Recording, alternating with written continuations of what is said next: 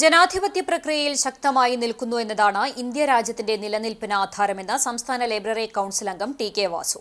കണ്ടാണശ്ശേരി ഗ്രാമീണ വായനശാല കലാസമിതിയുടെ ആദരണീയം 2025 ഉദ്ഘാടനം ചെയ്ത് സംസാരിക്കുകയായിരുന്നു അദ്ദേഹം. ജനാധിപത്യം ശക്തമായി നിലനിൽക്കുമ്പോൾ തന്നെ അതിനെ അട്ടിമറിക്കാനുള്ള ബോധപൂർവമായ ശ്രമവും നടന്നുവരികയാണ്.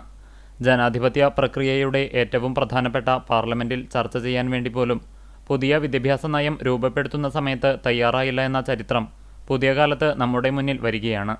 വിദ്യാഭ്യാസം എന്ന് പറയുന്നത് ഏതെങ്കിലും ഒരു തരത്തിൽ മാത്രം ചർച്ച ചെയ്ത് ഒരു നയരൂപീകരണം നടത്തേണ്ടതല്ല. ദീർഘകാലത്തേക്കുള്ള പദ്ധതിയാണ് അത്.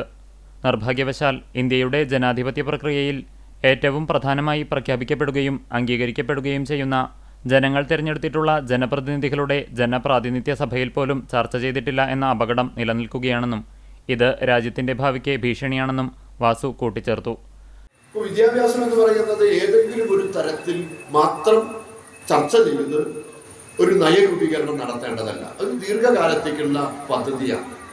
അത് നിർഭാഗ്യവശാൽ ഇന്ത്യയുടെ ജനാധിപത്യ പ്രക്രിയയിൽ ഏറ്റവും പ്രധാനമായി പ്രഖ്യാപിക്കപ്പെടുകയും അംഗീകരിക്കപ്പെടുകയും ചെയ്യുന്ന ജനങ്ങൾ തെരഞ്ഞെടുത്തിട്ടുള്ള ജനപ്രതിനിധികളുടെ ജനപ്രാതിനിധ്യ സഭയിൽ പോലും ചർച്ച ചെയ്തിട്ടില്ല എന്ന അപകടം നിലനിൽക്കുക.